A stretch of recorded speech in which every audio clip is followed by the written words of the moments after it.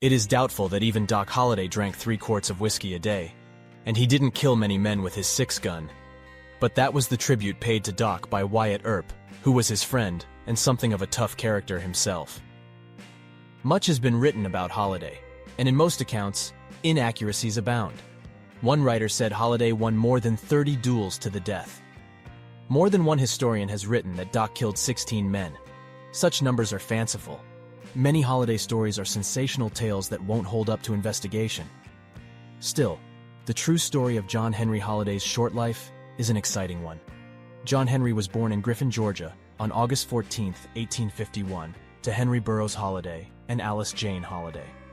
The Holliday's first child, Martha Eleanora, had died on June 12, 1850, at 6 months 9 days.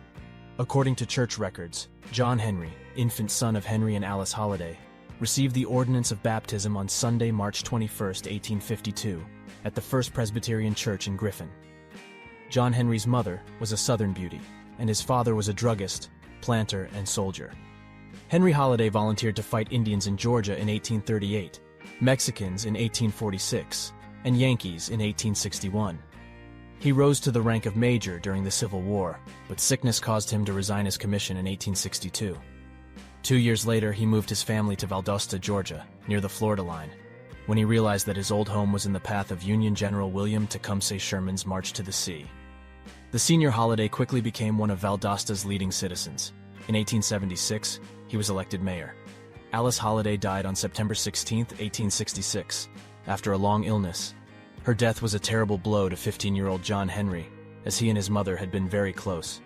It did not help that his father married Rachel Martin only 3 months later, on December 18, 1866. Rachel was only a few years older than John Henry. Because of his family's status, John Henry was compelled to choose some sort of profession. He enrolled in dental college in 1870, attending lecture sessions in 1870-72. He wrote his thesis on diseases of the teeth. Lucian Frink, who practiced dentistry in Valdosta from 1868 until 1879, served as his preceptor. At the Pennsylvania College of Dental Surgery's 16th annual commencement in Philadelphia's Musical Fund Hall on March 1, 1872, the college conferred a degree of Doctor of Dental Surgery upon 26 men, one of whom was John Henry Holliday. Upon completion of his training, Dr. Holliday opened an office with Dr. Arthur Ford in Atlanta. A short time later, Holliday discovered that he had tuberculosis. He consulted a number of doctors, and all of them predicted a short future. They did say, however, that he would do better in a dry climate. So Holliday packed up and headed west. His first stop was in Dallas, Texas, the last bastion of civilization before the uncivilized West. A listing in the 1873 Dallas Business Directory reads, Holliday, John Henry Elm, between Market and Austin Streets.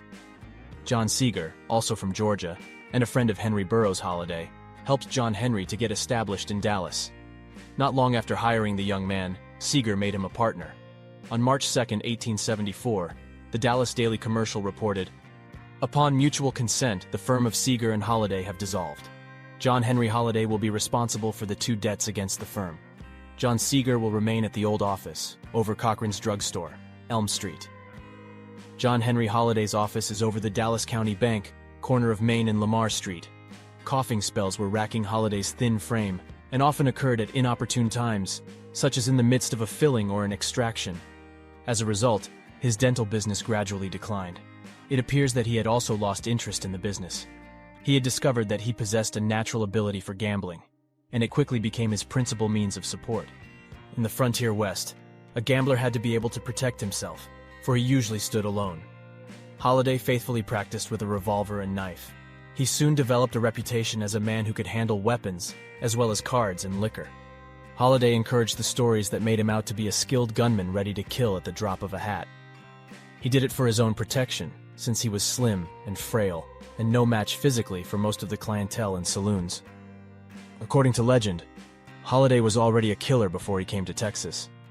Back in Valdosta, he was involved in an argument with some black youths over a swimming hole in the Withlacoochee River, and was said to have killed 1 or more of them. Actually, he shot none of them. He fired over their heads. Like much of what has been written about Holliday's life, details of the swimming hole incident were derived from legend, fiction, and supposition, not facts. Many writers and newspaper reporters have had Holliday killing men he never met, in places he never was, killing men that were actually killed by someone else, and killing men that were not killed at all.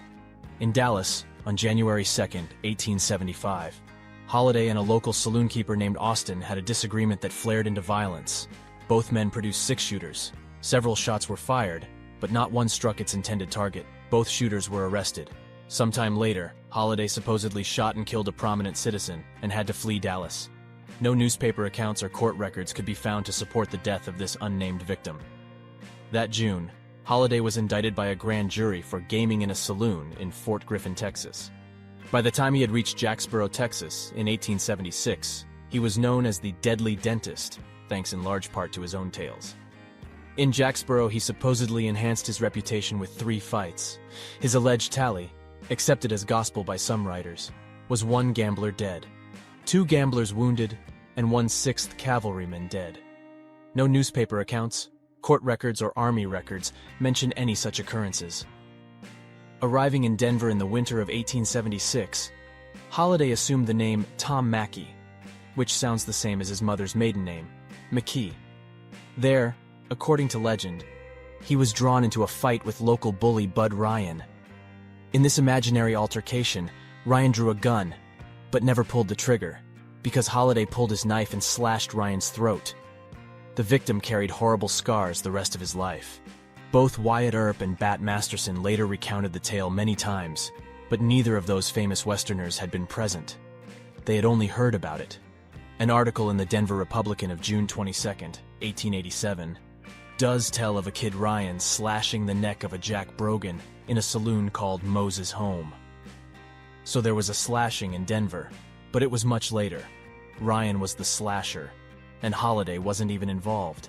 At some point after leaving Denver, Holliday briefly went to Cheyenne, Wyoming territory, no longer using the name Mackey.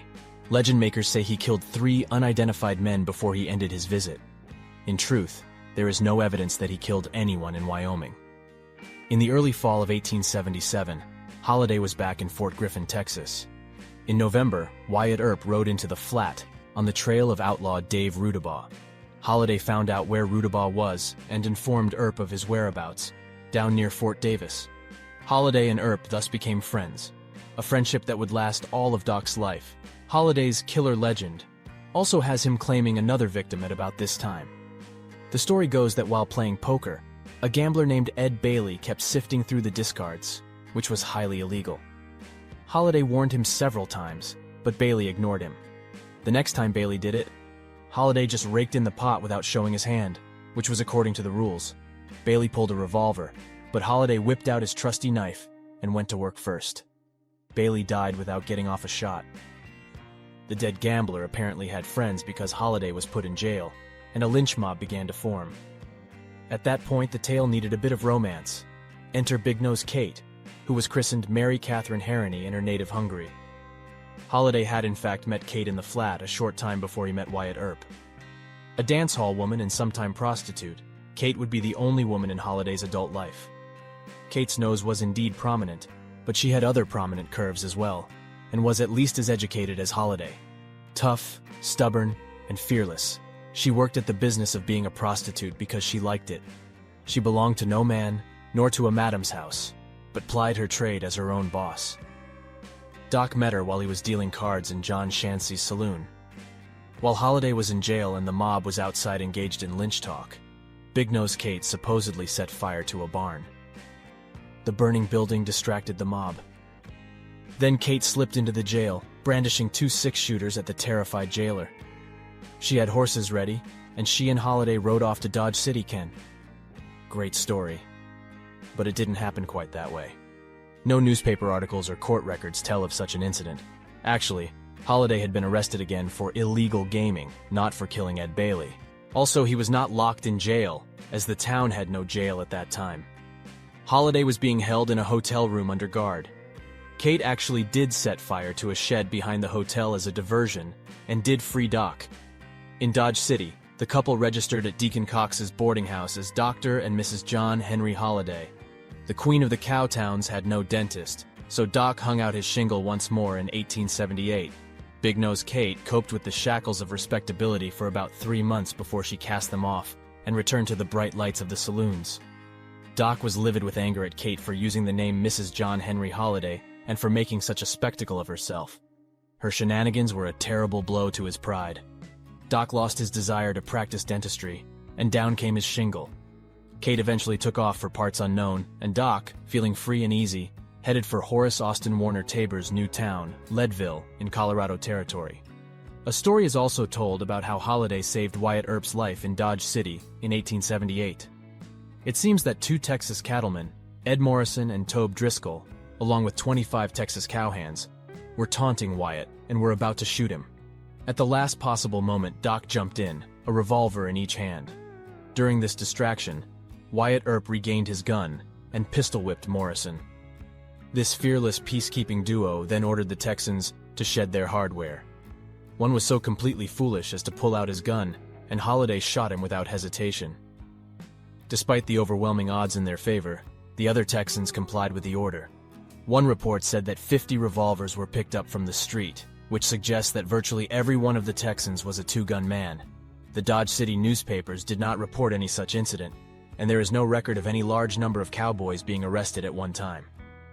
More likely, Earp was arresting 3 cowboys, one of whom was trying to pull an out-of-sight pistol on Wyatt, when Holliday jumped up from a nearby poker table and dealt himself in, making the would-be gunman reevaluate the situation.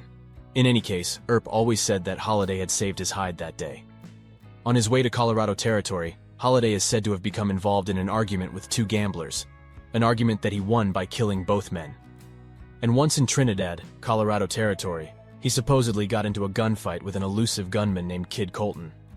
Legend, of course, has Doc also shooting Colton Graveyard dead, thus adding another mythical notch to his gun.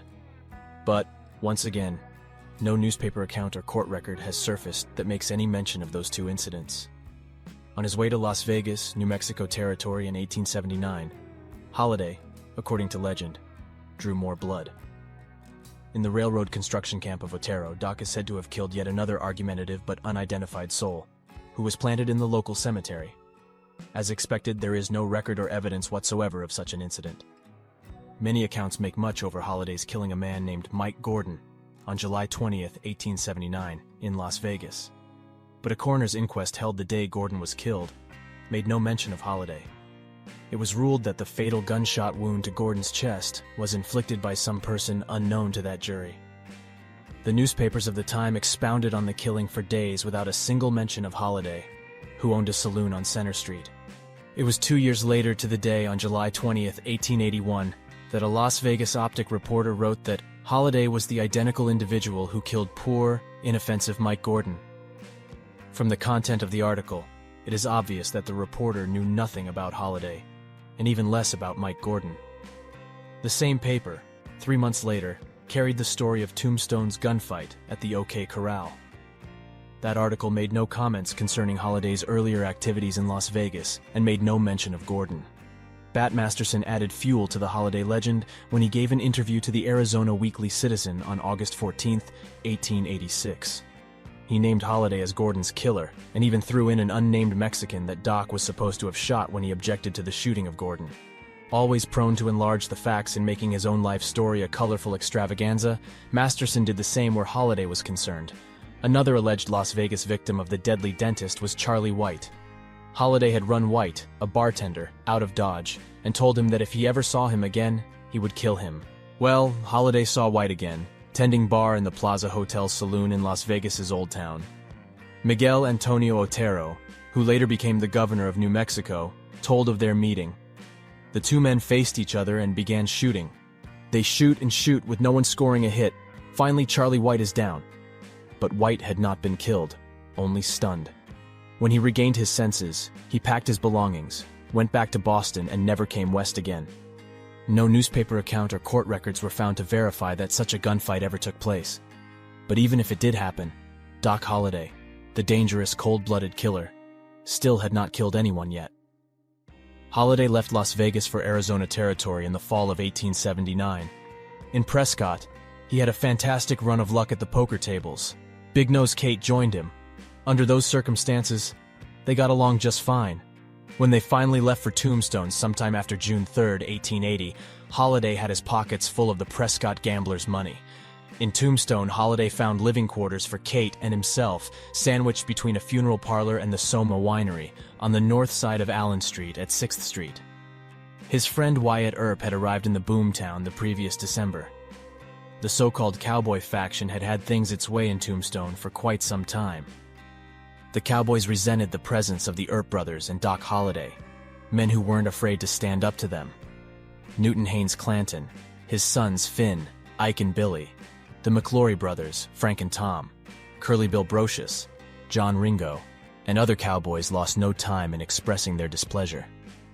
Cochise County Sheriff John Behan usually saw things their way. Early in October 1880, Holliday and a troublemaking gambler named Johnny Tyler had a dispute in the Oriental Saloon. Holliday challenged Tyler to fight where they stood, but Tyler wasn't eager to face Doc, so he turned and ran. Oriental owner Milt Joyce, who did not like Holliday or the Earps, continued the argument with Doc. Joyce had Holliday put out of the saloon, but the deadly dentist soon came back, revolver in hand. Holliday fired several shots, hitting Joyce in the thumb and Joyce's partner in the big toe. Joyce fired one shot that missed, then hit Doc over the head with his revolver. A law officer named Bennett then appeared on the scene and separated the men. A warrant was issued for Holliday's arrest on a charge of assault with a deadly weapon, with intent to kill. On October 12, 1880, Holliday appeared in court in the custody of the town marshal, Fred White, the Daily Nugget reported. None of the prosecution witnesses appeared in court. The defendant offered a plea of guilty to assault and battery. It was accepted, and the charge of assault with a deadly weapon was dismissed. Holliday was fined $20 and costs of $11.25. Things weren't going any better for Holliday in his relationship with Big Nose Kate. Although they lived together, Doc concentrated on his drinking and gambling, and Kate concentrated on her drinking and other duties as a saloon woman. When together, they mostly quarreled. Kate became loud and abusive when drunk. Doc finally decided that he had had enough and threw her out. As fate would have it, masked men attempted a holdup of the Kinnear and Company stage near Contention City on March 15, 1881. The robbers killed Bud Philpott, the stage driver, and Peter Roerig, a passenger. The cowboy faction accused Holliday of being one of the holdup men. Milt Joyce, who was county supervisor as well as owner of the Oriental, and Sheriff John Behan, found Kate on one of her drunken binges. While she berated Holliday for throwing her out, Joyce and Behan bought her all the whiskey that she could drink. They sympathized with her and suggested how she might even the score with Doc. Eventually, they persuaded her to sign an affidavit implicating Holliday in the attempted holdup and murders of Philpott and Roerig. Justice Wells Spicer issued a warrant for Holliday's arrest on the strength of Kate's affidavit. When Kate sobered up, she realized what she had done. She insisted that she had signed a paper while drinking with Behan and Joyce, but that she could not remember what it was. Witnesses to Holliday's whereabouts at the time of the robbery and Kate's new stand exposed the cowboy plot, and Holliday was released. The district attorney labeled the charges ridiculous and threw them out. Doc gave Kate some money and put her on a stage leaving town. As far as he was concerned, his debt to her, which he had carried since she saved him in Fort Griffin, was paid in full. Violence and bloodshed on both sides of the border had been straining relations between the American and Mexican governments. Both governments feared that the border might explode in gunfire if the situation was not soon corrected. These fears were not unfounded.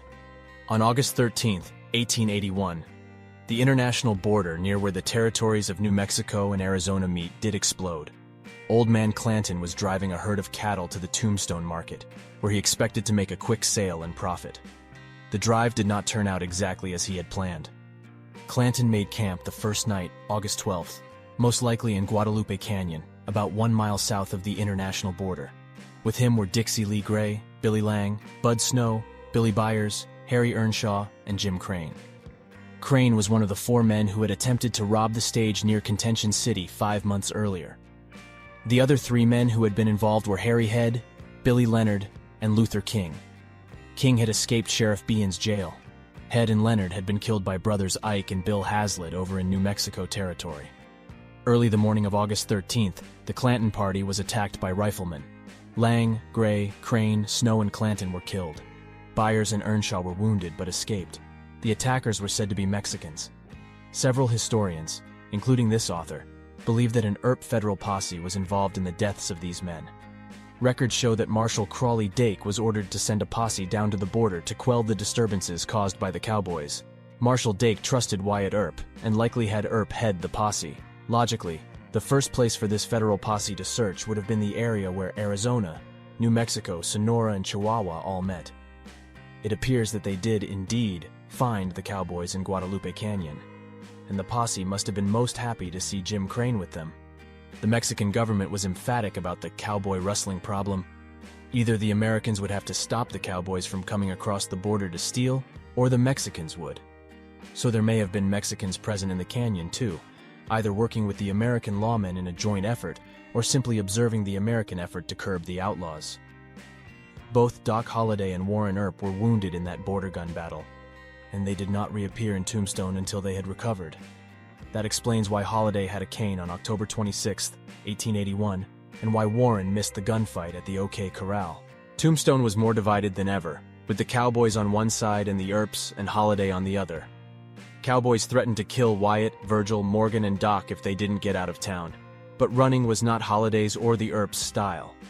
On the night of October 25, 1881, Ike Clanton and Holliday drank heavily and then began hurling obscenities at each other. Doc finally ended the cursing match by inviting Ike to use his gun. Clanton claimed that he was unarmed, so Holliday told him to go get healed. Then, to goad him ever further, he told Ike that his big mouth had caused his old man to be killed, and that he had had the pleasure of pulling the trigger. Furthermore, he would take much enjoyment in doing the same to Ike. In shock, Ike Clanton left and went to the Grand Hotel. Holliday went to his room at Fly's boarding house. The next day, the 26th, Ike appeared at Fly's, looking for Holliday. The doctor wasn't in. Big Nose Kate was visiting Doc at the time, and Mrs. Fly told her that Clanton had been there trying to find Holliday. When Kate informed Doc of this, he replied, "If God will let me live long enough, he will see me." Shortly afterward, word was conveyed to the Earps that the cowboys were gathered in the wagon lot next to Fly's photo gallery and were wearing guns in violation of city law. Holliday met the Earps near Hafford's Saloon at the corner of Allen and 4th Streets and demanded that he be allowed to join them in their little walk. 5 men, potential killers, lay in wait just down Fremont: Ike and Billy Clanton, Frank and Tom McLaury, and Billy Claiborne. When the Earps and Holliday confronted 4 cowboys in that narrow 15-foot space between Fly's and the Harwood house, guns flamed and roared for less than half a minute, then ceased abruptly.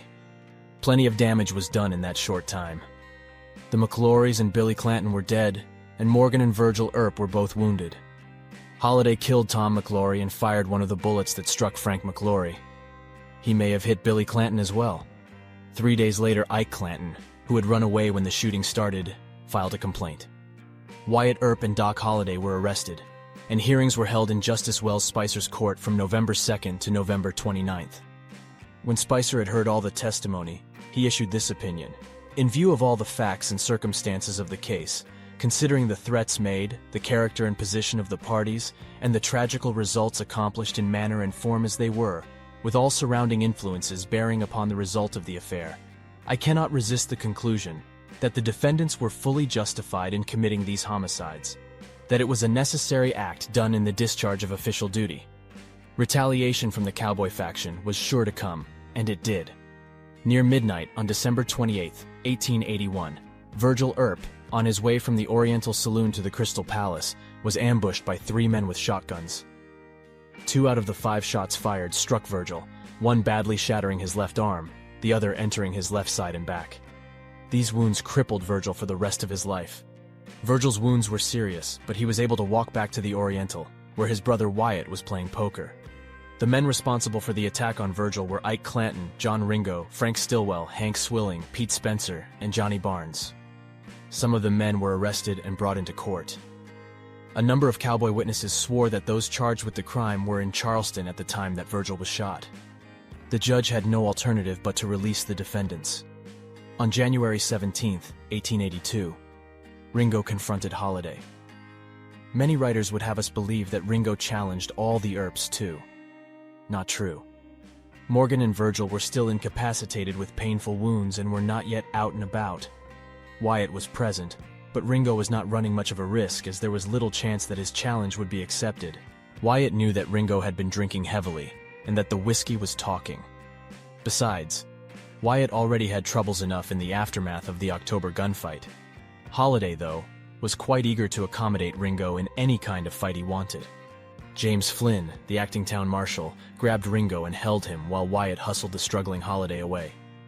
That was the extent of the confrontation. On March 18, 1882, assassins struck again. Morgan Earp was playing pool with Bob Hatch at Campbell and Hatch's saloon and billiard parlor on Allen Street, when a shot, fired from the darkness of the alley, struck him in the back and snuffed out his life. When Doc Holliday learned of Morgan's murder, he vowed to kill all the men responsible. In a wild rage, he went through the town, kicking in doors, searching for the men he suspected.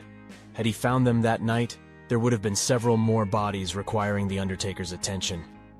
Wyatt Earp, of course, was none too pleased either.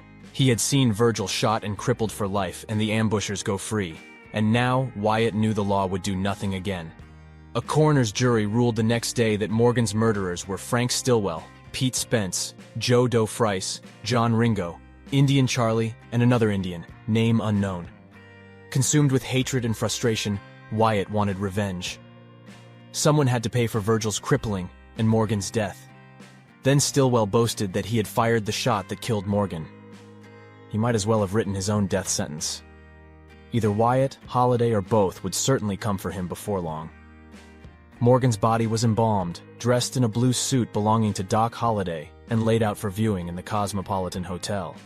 The funeral cortege started away from the hotel with the fire bell tolling out its solemn peals of earth to earth, dust to dust. Morgan was sent to his parents' home in Colton, California for burial. Morgan's wife, along with Virgil and his wife, went also. Wyatt and Warren Earp, Doc Holliday, Sherman McMasters, Turkey Creek Jack Johnson, and Texas Jack Vermillion went along to provide protection all the way to Tucson. The Earp party encountered Stillwell at the railroad station in Tucson on March 20th. Wyatt chased him down the track and filled him full of holes. Holliday shot him twice more for good measure, even though Stillwell was already dead. A Tucson coroner's jury named Wyatt and Warren Earp, Holliday, Texas Jack, and McMasters as the men who had killed Stillwell. The Tucson Weekly Citizen of March 28, 1882, noted, "Frank Stillwell was buried this afternoon, the coffin being conveyed to the grave in an express wagon, unfollowed by a single mourner." The killing of Stillwell was only the beginning of Wyatt Earp's bloody trail of vengeance, and Doc Holliday rode along all the way. When they learned that Pete Spencer was at his wood camp at South Pass in the Dragoon Mountains, Earp, Holliday, and the rest of the federal posse rode there on March 22, 1882. They did not find Spencer, but they came upon Florentino Cruz. When Cruz fled, the posse shot him to pieces. 2 days later, the Earp party was riding along a deep wash near Iron Springs when Curly Bill Brocious and 8 of his men opened fire on them. Wyatt Earp slid down from his horse and killed Curly Bill with a blast from a double-barrel shotgun. Johnny Barnes, who had been one of Virgil's ambushers, was badly wounded in the Iron Springs fight and never recovered. Wyatt and Warren Earp and Doc Holliday remained in Arizona Territory until April, reluctant to leave. They had been riding over the countryside in the hopes of encountering Ringo, Clanton, Spencer, or Swilling. What they didn't know was that the men they sought were hiding in Mexico, near Fronteras, Sonora. By May 1882, the 2 Earps and Holliday were in Colorado, the Earps in Gunnison and Doc in Denver. Arizona Territory made an attempt to extradite Holliday from Colorado. Sheriff Bean and his cowboy cronies would have been overjoyed to have had Doc delivered to them unarmed and handcuffed. Colorado Governor Frederick Pitkin, however, decided that he could not honor the request from Arizona Territorial Governor Fred Tritle. In Arizona Territory on July 14, 1882, a teamster named John Yost, bound for Morse's sawmill, discovered a dead man in West Turkey Creek Canyon, east of the Dragoon Mountains.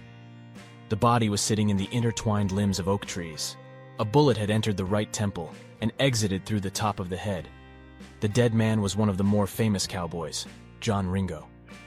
Yost quickly notified the sheriff of his grisly find, a suicide, it was suggested by some members of a coroner's jury, but most people disagreed. They did not agree on who had shot him, only that someone had. What had happened was that Wyatt Earp and Doc Holliday had returned to Arizona and had rendezvoused with several friends: Fred Dodge, Oregon Smith, Johnny Green, John Megger, and one other, probably Lou Cooley, near Henry Hooker's ranch. A short time later, they all had taken the trail toward Gallyville.